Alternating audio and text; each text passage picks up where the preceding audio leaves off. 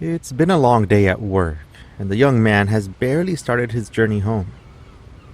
Through the hills of Venezuela, he looks out to the sky, a light purple now, as the whole town begins to get swallowed by the darkness. Cecilia, the woman from the fruit stand, waves at him before loading up her arms with a basket of banana peels and her unsold papayas. She knows he's not going to buy anything this time. She shuts the window and heads back to her house, right behind the trees. Up ahead, the mechanic opened his front door on the side of the road and watched as the mosquitoes begin to circle around the light of his porch.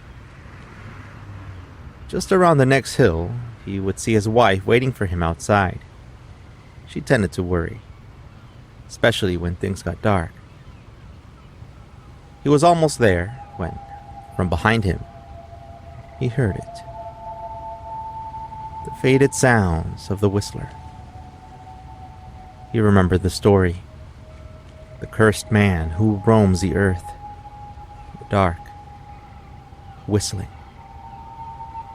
He hears the melody right there next to him now, and he ran. His wife saw him and signaled him to run faster, yelling, "Hurry up."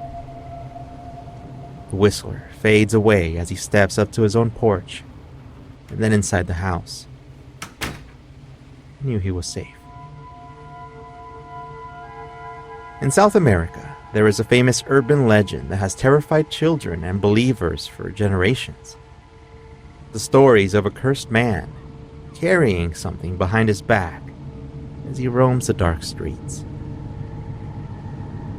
Here is a legend of El Silbón, the Whistler.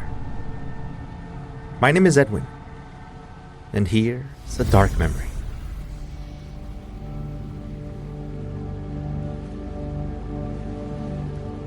El Silbón has been known to bring fear to children, but the figure itself has been intertwined with a countrywide culture, just like the food and the music. In some countries, this character has even been mentioned in presidential speeches, and even has a music festival named in its honor. And even though there are different versions about it, they all talk about a dark figure who roams in the night. If you're out in the woods, you risk an encounter with a tall man, some saying he is between 20 to 40 feet tall. His clothes, old and dirty from the many thousands of kilometers he has roamed. Some say that even his physical features cannot be accurate because he usually kills all of his victims. So how would they know?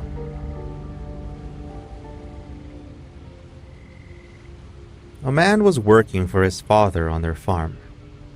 Long days were typical for them. He looked up from the ground to find one of the neighbors running up to him, seemingly disturbed. "What is it?" he asked. Someone had murdered his wife after an argument.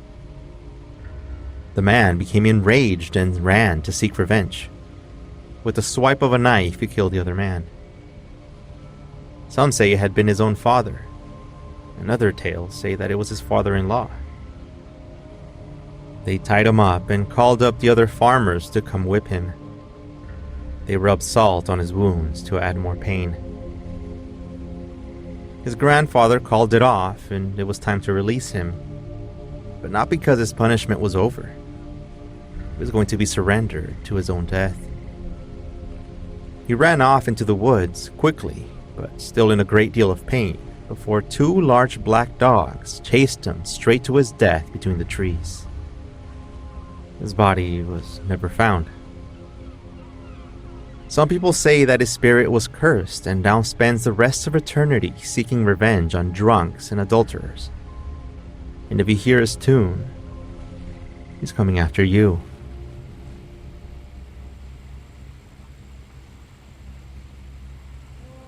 Another Venezuelan version says that he was a spoiled son instead of a hard-working farmer.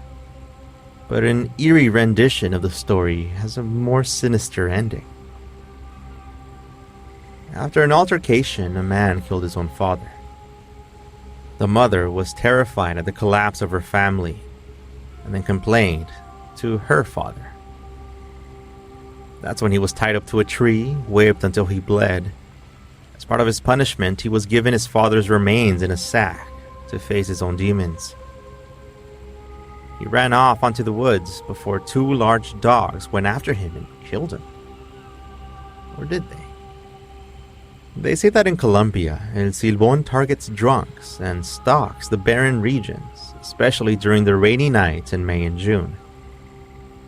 In this version, he isn't quite as evil, but rather represents death instead of revenge.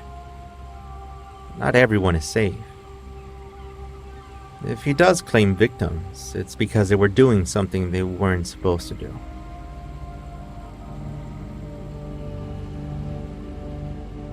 This legend may remind you of La Llorona, or the Sack Man from Latin countries, the Bubak, or La Sayona from Venezuela, the story of a vengeful spirit after she was cheated on. But it's tough to find someone in Venezuela or Colombia who hasn't heard of El Silbón. Of the many versions of this story that have been passed down, I definitely found my favorite. And this is one creepy tale. I'll try to tell it as I imagine it, up next.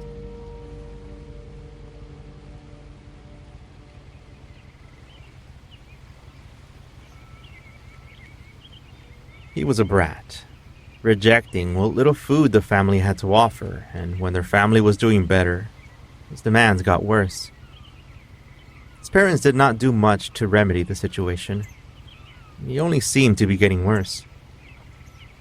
One day, he ordered his father to hunt for deer, and his father complied, heading out into the woods to look for one.